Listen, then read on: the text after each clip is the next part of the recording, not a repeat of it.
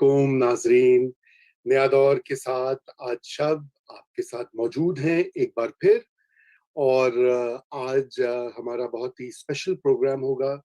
Programme के पहले हिस्से में हम जो नई डेवलपमेंट्स हैं सियासी फ्रंट पर उनके ऊपर बात करेंगे। मेरे साथ मौजूद हैं मुर्तज़ा सोलंकी साहब हस्बे मामूल, और हमें सीनियर सहाफ़ी इफ्तिखार अहमद साहब भी कुछ ही देर में ज्वाइन कर लेंगे। आज की जो बड़ी खबर है आप सबके इल्म में है कि मोहतरम यूसुफ रज़ा गिलानी जो साबिक वज़ीर-ए-आज़म भी हैं पाकिस्तान के और अभी हाल ही में सेनेट में मुंतखब हुए थे, वो आज लीडर ऑफ द ऑपोजिशन बन गए। और उनकी जो ऑपोजिशन की लीडरशिप है वो कैसे अमल में आई, उसके लिए क्या टैक्टिक्स इस्तेमाल किए गए। बाप पार्टी के वोट मुबैना तौर पर उनको मिले। जमात-ए-इस्लामी ने पहले भी पीपीपी की हिमायत का वादा किया था और इसके ऊपर बहुत स्ट्रॉन्ग रिएक्शन आया पाकिस्तान मुस्लिम लीग नवाज की तरफ से। चूंकि उनका कोई शुरू में कोई उनकी बातचीत हुई थी कि लीडर ऑफ द ऑपोजिशन है वो पीएमएलएन से होगा जबकि चेयरमैन गिलानी साहब होंगे।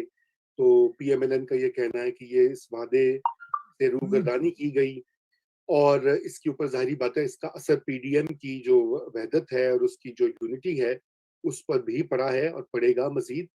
और आपने देखा होगा कि इसको बहुत रिएक्शंस आ रहे हैं सोशल मीडिया के ऊपर और बहुत सारे दोनों साइड्स जो हैं वो पीपल्स पार्टी अपने फैसले को जस्टिफाई कर रही है, जबकि पाकिस्तान मुस्लिम लीग नवाज के हिमायती और सपोर्टर्स हैं वो बुरा भला कह रहे हैं पीपीपी को कि उन्होंने पीडीएम को दफन कर दिया और अपने ओहदे के लिए एक बहुत बड़ा कॉम्प्रोमाइज कर लिया। प्रोग्राम के दूसरे हिस्से में जो है हमें एम्बेसडर अशरफ जहांगीर काजी साहब ज्वाइन करेंगे और उनसे हम पाक भारत के दरमियान जो मुज़ाकरात और जो नई पेशरफ्त हुई है उसके ऊपर गुफ्तगू करेंगे। तो वेलकम इफ्तिखार साहब, आप हमारे साथ मौजूद हैं। आज की जो डेवलपमेंट है, बड़ी डेवलपमेंट, उसके ऊपर हम बात करें। मैं चाहता हूँ आप आगाज करें और जरा हमें भी और नाज़रीन को बताएं कि आप इस नई डेवलपमेंट को कैसे देख रहे हैं। क्या वाकई ही पीपीपी ने पीडीएम के साथ कोई बुरा सलूक किया है जिसका कि बहुत ज्यादा अभी चर्चा हो रहा है? रजा, अफसोस की बात यह है कि जब भी हमें ये तवक्को होती है कि कुछ बेहतरी होने वाली है और जमहूरी अमल आगे जाएगा और ऐसी जमहूरियत देखने को मिलेगी जो आवाम के लिए हो, आवाम की बेहतरी के लिए हो, उनकी ख्वाहिशात की तर्जुमान हो, वहीं पे कोई ना कोई बड़ा धोखा हो जाता है। आप 2007 का अपना देख लें जो वादा है दोनों पॉलिटिकल पार्टीज का, इतने वाज़े अल्फाज में टाइप शुदा दोनों पार्टियों ने दस्तखत किए, बहुत तकरीब हुई, उसका हर लफ्ज बड़ा अहम था और आज भी है। उसमें हमने कॉन्स्टिट्यूशनल कोर्ट की बात भी, तो हम जैसे लोगों को उसका हौसला हुआ कि चलें, इन्होंने एक दूसरे के पीठ पे छुरे घूमते रहे। ये उस वक्त के फौजियों के कहने पर, उस वक्त की फौजी क़यादत के कहने पर, तो चले इन्होंने कुछ सीख लिया और आदमी सीखता है, ये नहीं कि आदमी सीखता नहीं है।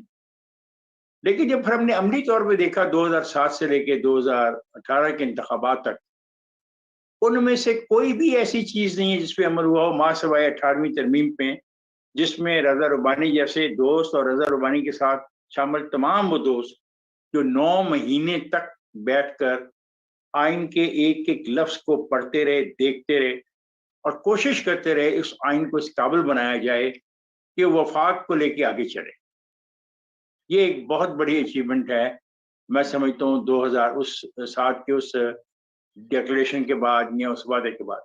लेकिन कमाल की बात है, एक ऐसी बात जो बड़ी बुनियादी थी वो लोकल बॉडीज की थी, उस पे अमल किया ही नहीं गया, बल्कि जहाँ के अमल हुआ उसको तोड़ दिया गया, खत्म कर दिया गया और ऐसी सी उसमें तरमीम की गई उस कानून में कि उस कानून के अंदर अगर कोई ताकत थी अवाम को फायदा पहुंचाने की, उसको भी खत्म कर दिया गया। इस बैकग्राउंड में आज के वाक़े को देखें। फिर एक दौर आता है, ये कहते हैं कि इलेक्शन चुरा लिए गए, जिस मुल्क की जो असल हुक्मरान ताकतें हैं, एस्टेब्लिशमेंट जिनको बोलते हैं, जिसके साथ ये मूवमेंट मिलते भी रहते हैं, गप भी मारते हैं, चाय भी पीते हैं, कॉफी भी पीते हैं, उनके पास जाते भी हैं, उनके पास सेफ हाउसेज में भी जाते हैं और उनसे मुलाकात करना फख्र की बात भी समझते हैं और अपने जो अंदरूनी ग्रुप्स होते हैं आके उनको बताते भी हैं कि फखरिया तौर पे कि आज हमारी मुलाकात हो गई। फिर इन्होंने कहा कि उन्होंने गलत किया। मौलाना फजल रहमान इसमें वाहिद आदमी था जिस आदमी ने कहा कि यार ये दुरुस्त नहीं हो रहा, मेरा साथ दो, बाहर आके बैठते हैं फिर देखते हैं। अब इन्होंने कहा जी हम ऐसा नहीं कर सकते, और मुझ जैसे जो दानिश्वर थे उन्होंने कहा बिल्कुल सही कह रहे हैं पीपल्स पार्टी वाले, पार्लियामेंट के अंदर ही बैठ के तो जिद्दोजहद होती है, पार्लियामेंट के अंदर बैठ के तो लड़ना चाहिए, पार्लियामेंट ही तो एक ऐसा फोरम है जिसके ऊपर आवाम की बात हो सकती है। और मैं तो पिछले दिनों तक आपके भी प्रोग्रामों में जब ये बहुत मामला तेजी में था कि इस्तीफे दो या न दो, तो मैंने पाकिस्तान पीपल्स पार्टी की इसलिए हमायत नहीं की कि मेरा पाकिस्तान पीपल्स पार्टी से मेरी एक बहुत गहरी वाबस्तगी है, मेरी जवानी की एक मोहब्बत है। और आपको पता है जवानी की मोहब्बत जो होती है वो बड़ी खौफनाक होती है, वो आपके बुढ़ापे में चलती रहती है और आप उसको कभी भुला नहीं पाते। तो मेरी वो जो पहली जवानी की मोहब्बत थी, मैं उसकी बिना पर ही समझता था कि ये इन्होंने सही फैसला किया और इन्होंने पार्लियामेंट के अंदर रह के पार्लियामेंट की जंग करने का फैसला किया। लेकिन मुझे ये नहीं पता था कि जिन दोस्तों को इन्होंने अपने साथ शामिल किया है इस मुकाम तक पहुंचने के लिए, जिनके 83 कौमी असेंबली के वोट लिए इन्होंने, 83 रजा, 83 नेशनल असेंबली के वोट लिए, ये उनके साथ ऐसा करेंगे? जब एक बात तय होगी थी कि कौन चेयरमैन होगा, कौन वाइस चेयरमैन होगा, डिप्टी चेयरमैन जिसको आप बोलते हो, और कौन लीडर ऑफ द अपोजिशन होगा, तो फिर उस पर अमल तो करना चाहिए था ना। अगर आप उस पर अमल नहीं करते तो फिर आप पे इतबार कौन करेगा? आपने कहा कि दोस्त बनाए, कौन से दोस्त इफ्तिखार साहब, जरा थोड़ा वजाहत कीजिए जो आपकी जवानी की मोहब्बत वाली पार्टी ने। मेरी जवानी वाली मोहब्बत की जो पार्टी थी वो गरीब आवाम की पार्टी थी, मजदूरों की, किसानों की, मेहनत कशों की और नौजवानों की। यानी पाकिस्तान के अंदर दो पार्टियां नौजवानों की आई हैं। एक कायद-ए-आज़म मोहम्मद अली जिन्ना की पार्टी, जिसमें स्कूलों कॉलेजों के लोग, उस वक्त की जो मुस्लिम लीग थी उसका प्रोग्राम लेके देहातों में गए, शहरों में गए और बड़े बड़े पढ़े लिखे खानदानों के बच्चे गए और बड़े बड़े अच्छे तालीम वाले लड़के गए। उन्होंने अपने कैरियर का एक एक दो साल गुजार दिया और उसके बाद फिर एक और पार्टी बनी जिसमें किसान, मजदूर, मेहनतकश, नौजवान, दानिश्वर सब शामिल थे। वो है मेरी पहली मोहब्बत और जिसको मैं भूलूंगा नहीं। और वो मेरी पहली मोहब्बत गलत नहीं थी और हमेशा याद रखना रूमी, पहली मोहब्बतें गलत नहीं होती हैं। तो ये अलग बात है कि आपको बाज को वो लगता है कि नहीं शायद ऐसा ना होता, उसकी नाक ऐसी होती, उसकी आंख ऐसी नहीं थी, उसके बाल इतने प्यारे नहीं थे, ऐसी बात नहीं होती है। बड़े गौर से अगर मैं जब देखता हूँ और मैं वो सारे डॉक्यूमेंट्स को पढ़ता हूँ तो मुझे यकीन कामिल हो जाता है कि मेरी पहली मोहब्बत गलत नहीं थी। और ये जो आज का रवैया मेरी पार्टी का, देखें 4 अप्रैल पहली दफा इन्होंने इग्नोर कर दिया, इनको कहा गया इग्नोर कर दो, इन्होंने इग्नोर कर दिया। जब आप इस किस्म के समझौते करें तो क्या जवाब रह जाता है कि आपका पॉलिटिकल पार्टी कहलाने का? हाँ, आप कहें कि हम एक मार्केट में अवेलेबल एक चीज है, अगर उनको इक़्तिदार मिल गया और हम इक़्तिदार लेना चाहते हैं तो हमारा तो कोई असूल नहीं, इक़्तिदार हमें दे दें, इक़्तिदार तो इनके पास सिंध में भी है। तो फिर जब ये सवाल उठता है और मेरे जैसे दोस्त इनकी मदद करते रहे कि जी वो 900 अरब रुपया या 1200 अरब रुपया किधर गया, तो हमने तो हमेशा मुखालफत की उन लोगों की जिन्होंने ये सवाल उठाया। लेकिन आज मैं सोचता हूँ कि हाँ, ये सवाल उठाया जाना चाहिए, वो किधर गया? तो आज जो इन्होंने हरकत की कि उस आदमी के सामने जाके कागज पेश किए, कल जिसको सुप्रीम कोर्ट में इन्होंने चैलेंज किया हुआ है। मैं तो कभी ऐसी हरकत ना करूं अपनी जिंदगी में, इस किस्म की इक़्तिदार की खातर और ताकत की खातर कि उस आदमी के सामने जाके सीट पे बैठ जाऊं, कागज पेश करके उसके टेबल के ऊपर कि जी ये मेरे कागज हैं, इसको मंजूर कर लो। और आपने बाप की बात की, हाँ अब समझिए कि बाप क्या चीज है। अब आपको समझ आएगी बाप है कौन किसका, और फिर आपको समझ आ जाएगी संजरानी को किसने पिछली दफा ये ताकत दिलवाई थी, और उस ताकत में कौन सी पॉलिटिकल पार्टी का सरबराह आगे आगे था। और हासिल बिजिंजो की वो तकरीर याद करें, मेरे उस दोस्त की, मेरे उस साथी की, जिनकी जिंदगियां जमहूरियत की खातर लड़ते खत्म हुई। अगर वो लोग बलूचिस्तान में ना हो तो बलूचिस्तान के हालात बहुत खराब हो चुके होते। हम खुशकिस्मत हैं कि बलूचिस्तान के अंदर पाकिस्तान और वफाक से मोहब्बत करने वाले लोग और सियासी पार्टियां मौजूद हैं। हासिल बिजिंजो की तकरीर आज सुने, वक्त मिले ना शाम को, रात को सुनना। और फिर परवेज रशीद ने जो तकरीर की on the floor of the house, अपनी शर्मिंदगी की, वो भी सुनिए। वो है वो दोनों तकरीर और आज का वाकया अगर मिला के देखें तो हमें समझ आती है कि इस मुल्क के अंदर जो सियासत हो रही है, ना वो आवाम के लिए है, ना वो गरीब के लिए है, ना वो मजदूर के लिए है, ना वो किसान के लिए है। ये सिर्फ इक़्तिदार हासिल करने की जंग है। इक़्तिदार हासिल करो, पैसा बनाओ। अगर पैसा नहीं बनाते तुम बड़े अच्छे ईमानदार हो, तो जो पैसा बना चुके हो उसको बचाओ और उसको बचा के संभाल के रखो, ताकि हमेशा के लिए तुम इक़्तिदार के साथ चिमटे रहो। मुझे अफसोस के साथ ये बात कहनी पड़ती है, मुझे नहीं कहना चाहिए, I am nobody to talk like this, लेकिन बहरहाल I am a citizen of Pakistan, I am a democrat. और मेरी इन सब लोगों ने जो आज गए थे कागजात नामजदगी जमा कराने के जो ख्वाहिश रखते हैं, अगर ये 10 साल जेल काट के आए हैं तो हमने भी अपनी जवानी के पहला साल जो होता है, जब मैं CSS ऑफिसर हो सकता था, जब मैं CSS के एग्जाम में बेहतरीन नंबर हासिल कर सकता था, मैं लाहौर की जेल में, सिब्बी की जेल में, शाहपुर सदर की जेल में धक्के खा रहा था। तो कोई एहसान नहीं कर रहा था, मैं अकेला नहीं था। मेरे जैसे बीसियों हजारों नौजवानों ने अपनी फ्यूचर को कुर्बान किया। इसलिए किया था ये कागज लेके चले जाओ और जाके दस्तखत करवा लो और तमाम वादों को भूल जाओ। देखो, सियासत के अंदर चीज वादा होती है। इंसान की जिंदगी हमेशा कमिटमेंट के साथ चलती है। तुम्हारा तुम्हारी बीवी के दरमियान एक वादा है, कमिटमेंट है। मेरा मेरे बेटे और मेरी फैमिली के दरमियान एक वादा और कमिटमेंट है। अगर मैं अपने वादे नहीं निभा सकता तो फिर मुझसे ये तवक्को करना कि मैं एक अच्छा इंसान हूं या एक अच्छा शहरी हूं, ये गलत होगा। I am sorry for my this blunt attitude. I am not against individuals, I am not against a political party, I am against जो अमल हुआ है, जो कदम उठाया गया है। अब PDM से आप ये तवक्को करें कि PDM की बाकी पार्टियां जो फैसले करेंगी वो इनसे पूछ के करेंगी, नहीं, ऐसा नहीं होगा, बिल्कुल ऐसा नहीं होगा। और सुन लो एक बात और, रजा सुन लो जी, इसका मतलब है ये बात तय हो गई है कि नया घोड़ा तैयार है। ये बात तय हो गई है कि नया घोड़ा तैयार है। नया घोड़ा भी PTI से ही होगा, क्योंकि पाकिस्तान पीपल्स पार्टी के पास तो इतने वोट है नहीं। PTI वाले अपना घोड़ा चेंज करेंगे और उन दोस्तों के कहने पे चेंज करेंगे जो दोस्त उनकी नालायकी, नाअहली और बुरी हुकूमत से तंग आ चुके हैं। वो वहीं से घोड़ा लेंगे और उस घोड़े के साथ वो सपोर्ट करेंगे ये बाप वाले। ये बाप ही थी ना, बाप और फाटा के कुछ लोग। और हैरानकुन बात, जमात इस्लामी जो सारे के सारे इस प्रोसेस से बाहर रही और इससे उसने इस प्रोसेस को समझा दुरुस्त प्रोसेस नहीं है।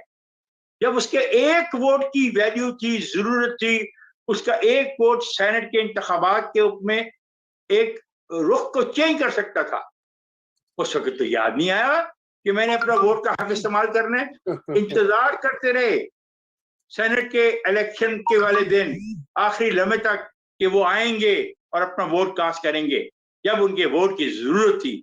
और जब आज बाप की तरफ से इशारा हुआ और बाप को कहा गया कि चलो, तो ये लोग उधर चले गए। तो मैं ये कह रहा हूं कि घोड़ा बदलेगा।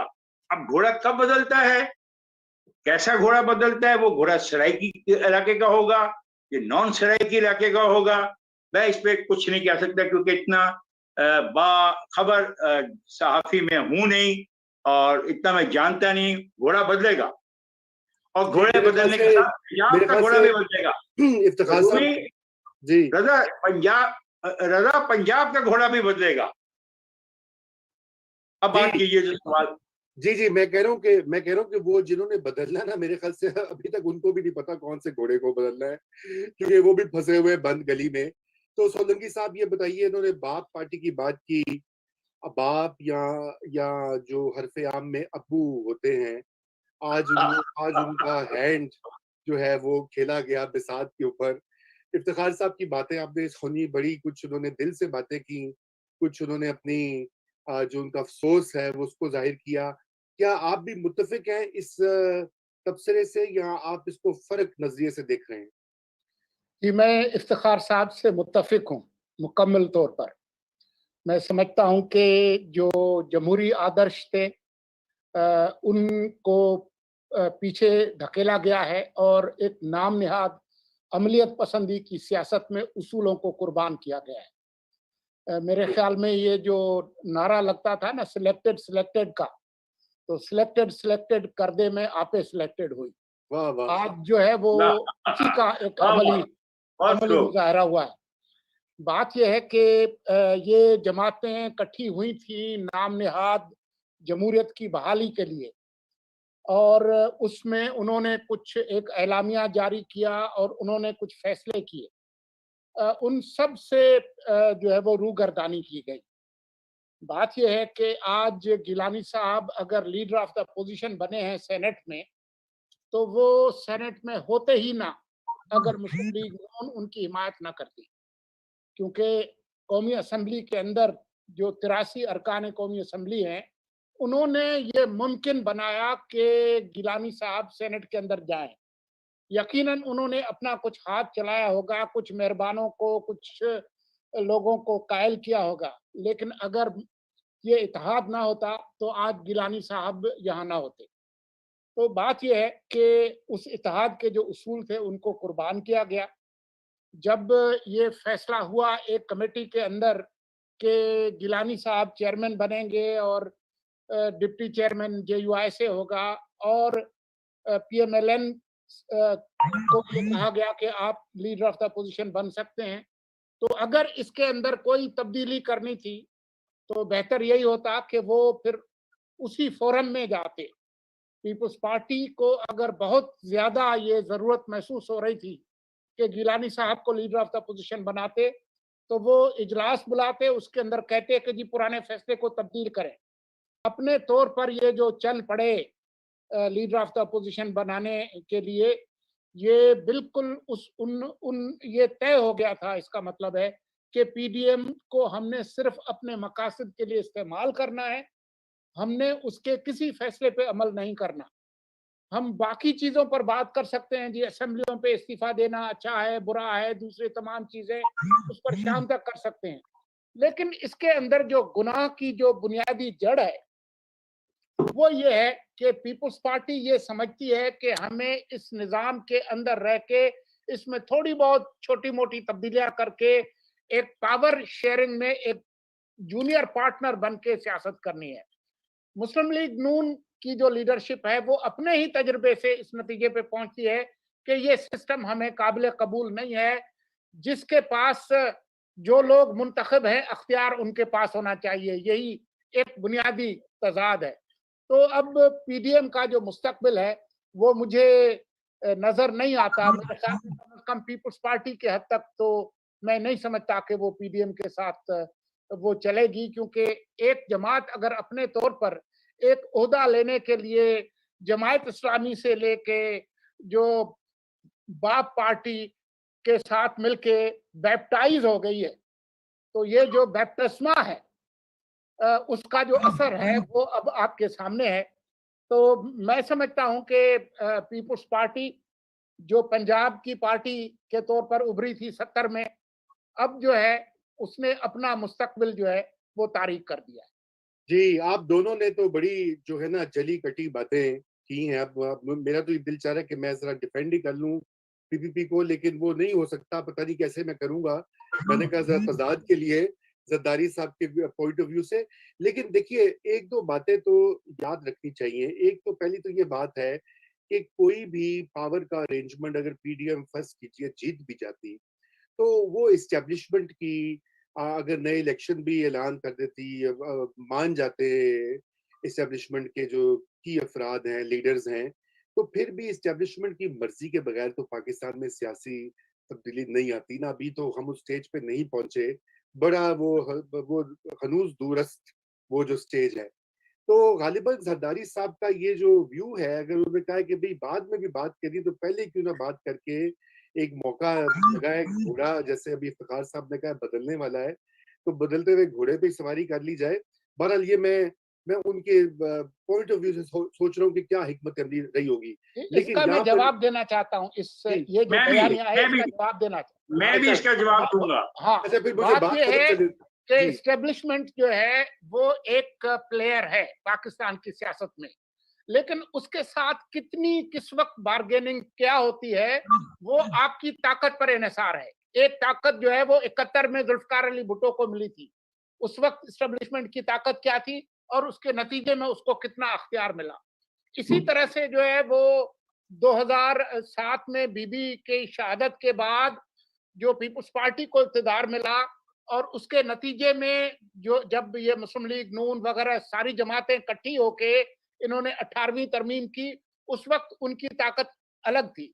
तो ये जो जो बार्गेनिंग है एस्टेब्लिशमेंट के साथ, वो आपकी जो अवामी ताकत होती है, जो सिविल सोसाइटी की ताकत होती है, जो एक सियासी माहौल होता है, उससे तय होती है। ये कोई फिक्स नहीं है, ये फ्लेक्सिबल है। अगर अवामी ताकत बढ़ती है, आप ज्यादा बार्गेनिंग करते हैं, अगर कमजोर होती है तो फिर आपको जो है वो सारी चीजें रोल बैक होती हैं।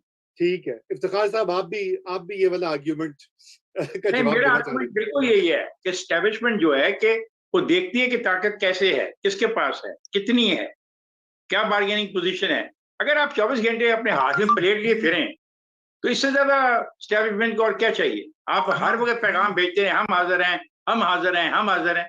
तो आप तो एस्टेब्लिशमेंट को के लिए काम को अच्छा आसान करें। देखिए, इसका एस्टेब्लिशमेंट बहुत बुरी सूरत में फंस चुकी थी, क्योंकि ये लाया हुआ नौजवान इमरान खान उनकी दरियाफ्त था, एक ऑनेस्ट आदमी उनकी दरियाफ्त था।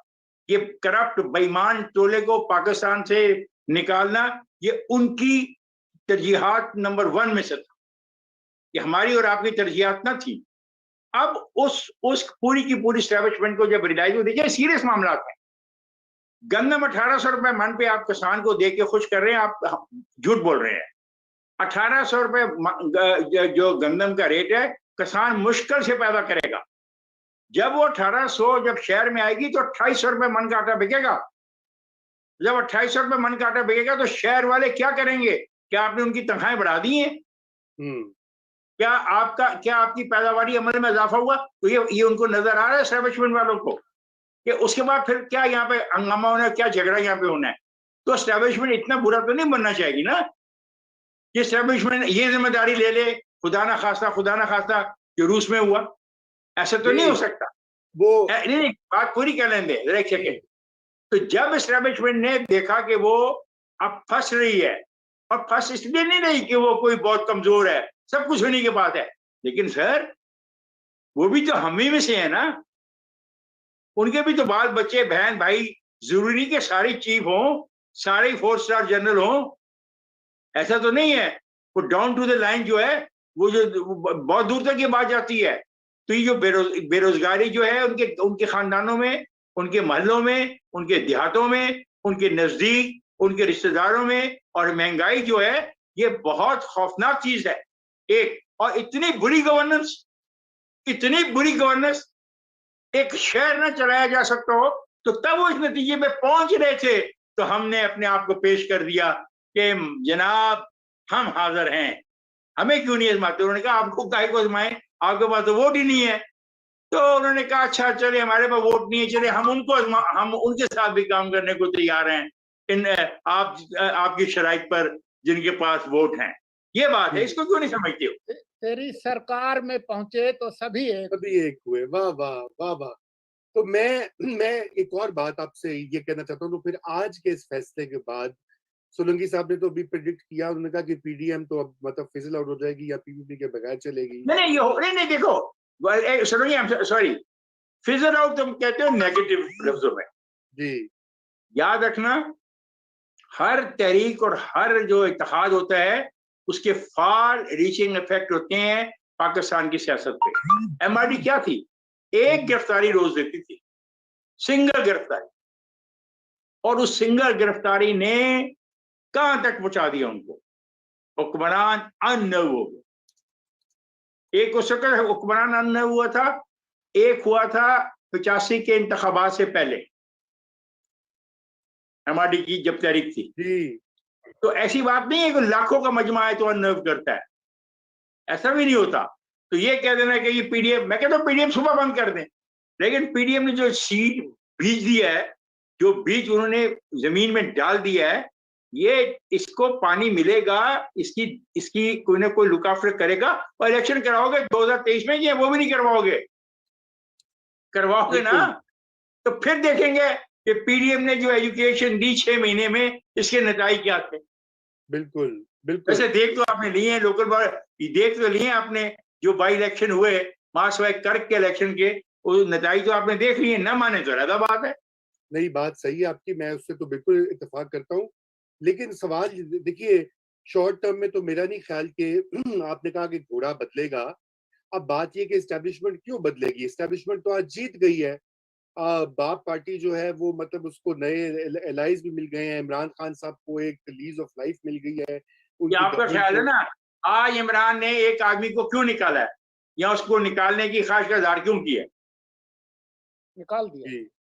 नहीं क्यों नहीं, इमरान क्यों मैसेज दे रहा है मैं बहुत अच्छा हूं, मैं करप्ट लोगों को निकाल दूंगा? किधर गए वो उसके करप्ट जो खा गए खरबों रुपए की गंदम, जो खा गए खरबों रुपए की चीनी, जो खा गए खरबों रुपए की दवाइयां, जो खा गए खरबों रुपए के ठेके? तो आज याद आया, जबकि खुद कोरोना में के उसमें है, क्या होता है यार, आइसोलेशन में है। भाई यार बड़ी आइसोलेशन है, या मैं तो बीमार रहा हूं आइसोलेशन में, 17 दिन में कमरे में रहा हूं, किसी से मैं मिला तक नहीं बाहर। ये सोचें, देखें मुझे जो है वो अपने वजीरों को बुलाकर उनको उनके साथ मीडिया इंटरेक्शन करते हैं और इस पर बात करते हैं कि जी मरियम जो ये नैब के दफ्तर जा रही है ये गलत है। अच्छा, अब ये नैब के दफ्तर जाने के बारे में कल मैंने एक बहुत बड़े आलम फाज़ा आदमी से पूछा, अगर मुझे किसी अदालत में पेश होना है और मैं अपने साथ 1 लाख आदमी ले जाना चाहता हूँ, तो पाकिस्तान का कौन सा कानून मुझे रोकता है? उसने कहा जी 144।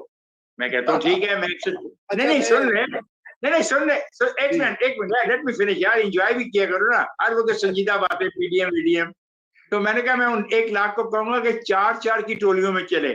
जब हम स्टूडेंट लीडर होते थे तो ये बड़ा मसला होता था, उसको तो होती 144 थी, तो हम ये 4-4 की टोली बना देते थे। तो अंग्रेज के दौर का कानून है। मुल्क का जो आइन है वो आपको तहरीर, तकरीर, असेंबली की इजाजत देता है। 144 आइन से बड़ा है? नहीं ये कितने बड़ा है, लेकिन सर उसका तरीका है, 4-4 की टोली बना लेना, 5 फुट का फासला छोड़ दें। अच्छा, अगर 1 लाख आदमी 4-4 की टोली में खड़े हो जाए, पूरे शहर के गिर्द 2 रिंग बन जाते हैं, फिर ये क्या करेंगे? बिल्कुल। अच्छा जी, मैं ये कहना चाहता हूँ, नहीं वो आपने अच्छा तरीका दिखाया अपनी वो मूवमेंट के एक्सपीरियंस से। लेकिन मैं देखें ये भी कहना चाहता हूँ कि पीपल्स पार्टी का भी आप व्यू देखें ना। मैं ये क्या है, क्या व्यू है? नहीं पीपल पार्टी का व्यू है क्या भाई? अच्छा भाई शरणजी, इनको डिस्टर्ब नहीं करना, आप पीपल्स पार्टी के व्यू को अगले 2 मिनट में हमें समझाएं। नहीं मेरे पास कोई ऑफिशियल व्यू नहीं है, मैं ये आपको कुछ कहते हैं। मिसाल के तौर पर उनका ये कहना, देखें जी कौमी असेंबली में लीडर ऑफ द अपोजिशन उनका है, देखें जी पब्लिक अकाउंट्स कमेटी का चेयरमैन उनका है, तो सारे ये अपने पास रखेंगे। बात ये है कि लीडर ऑफ द अपोजिशन कौमी असेंबली में, पब्लिक अकाउंट्स कमेटी का चेयरमैन कौमी असेंबली में, ये पीडीएम बनने से पहले की बातें हैं। जब आप पीटीआई के साथ मिलकर इलेक्शन लड़ रहे थे, सेनेट का संजरानी को ला रहे थे, तो वो उस वक्त की बात है। ये कोई पीडीएम का फैसला था? वहां पर कौमी असेंबली में ये जो कुछ हुआ, इसको इससे कैसे आप मिला रहे हैं? भाई आपने पीडीएम के अंदर डिसाइड किया कि जो आपकी मदद से, नून लीग की मदद से जिसको हमने इलेक्ट करवाया है उसको हम चेयरमैन बनाना चाहते हैं। उन्होंने कहा जी हम सपोर्ट करेंगे, डिप्टी चेयरमैन जेयूआई का। तो उसके बाद एक ओहदा रह जाता है जो आपने इत्तेफाक किया। अगर आप उसमें तब्दीली चाहते हैं तो फिर आप इसाक डार को फोन नहीं करेंगे, आप पीडीएम का इजलास बुलाएं और वहां रखें। और जिस तरह से आपने उनको कायल किया था कि बाय इलेक्शंस लड़ना जरूरी है, सेनेट के इलेक्शन लड़ना जरूरी है, इस तरह से उसकी जो नेमतें हैं, गिलानी साहब की जो रहमत की बारिश होनी है, उस पर कायल करें कि गिलानी साहब नहीं होगा तो अपोजिशन कैसे होगी। देखिए ना, ये कायल करते। सोलंकी साहब देखिए सच्ची बातें भी कुछ बातें हैं। जरदारी साहब ने 11.5 साल जेल काटी, गिलानी को मुशर्रफ ने पकड़ के नौकरियां देने के लिए कितने साल बंद रखा जेल में। गिलानी का बेटा जब उसने खड़े होकर तकरीर की पार्लियामेंट में, वो तकरीर आपको पता है क्या, रियासत के अंदर रियासत बनी हुई है, उसके बेटे को ले गए 2 साल, पता नहीं उसको बंद रखा, कहीं तालिबान उसके अलावा गिलानी साहब को हटाया जिस तरीके से हटाया, बिल्कुल। अच्छा, ठीक है।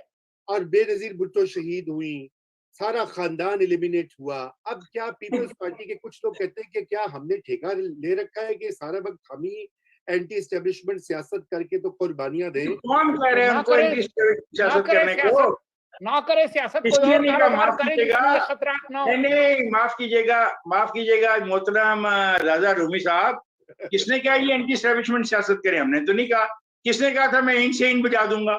पीडीएम तो कल बनी, नहीं पीडीएम तो कल बनी है ना। तो ये मियां साहब ने तो कल नाम लिए लोगों के, तो ये इन से इन बजा के, और तकरीर याद है इन से इन बजाने वाली? बिल्कुल याद है, बिल्कुल चले गए थे। वो किसने की थी? नहीं कहाँ गया, छोड़ो। रजा, बात यह है कि दोनों जमातों की एक दूसरे से बेवफाइयों की लंबी तारीख है। हम माजी में अगर जाएंगे तो आप कहीं भी नहीं पहुंचेंगे, लेकिन अगर आपने एक चार्टर ऑफ डेमोक्रेसी किया है तो आप उस पर चलें। लेकिन मेरे ख्याल में काजी साहब आ गए हैं। हमें आज जो इस मसले पर जो भी रोना धोना था वो इसको खत्म करते हैं। Let me say one thing. Can I say one thing? Can I say? जरूर। देखिए, मेरा सारा मौक़िफ़ किसी एक पार्टी, एक फर्द या एक ग्रोह के खिलाफ नहीं है। मैं जमहूरियत का हामी हूँ, इसलिए कि जमहूरियत से बेहतरीन तरीकाकार और कोई नहीं है कि मैं अपने पाकिस्तान के अवाम की गुर्बत को ख़त्म करवा सकूँ। मेरे पाकिस्तान की अवाम की गुर्बत सिर्फ जमहूरी अमल से ही ख़त्म हो सकती है, इसलिए मैं ये सारी बातें करता हूँ। मैं किसी के मुखालिफत में नहीं बात कर रहा, लेकिन मैं कहता हूँ कि असूलों पे चलो। जब मुआहदे करो तो मुआहदों का एहतराम करो, वरना मुआहदा करो ही ना। बिल्कुल, ये आपने बात सही कही है, मैं इससे इत्तेफाक ही करूंगा। मगर मैं सिर्फ एक पॉइंट ये कहना चाहता हूँ कि ये आपकी सारी बातें जो हैं बजा हैं, और अनफॉर्चुनेटली जो इसका सबसे बड़ा नुकसान ये हुआ है कि जो मुस्तकबिल का जमहूरी रास्ता है, जिसकी आप पहले बात भी कर रहे थे, वो अब जो है वो छिन गया है, या वो गालिबन डिरेल हो गया है। और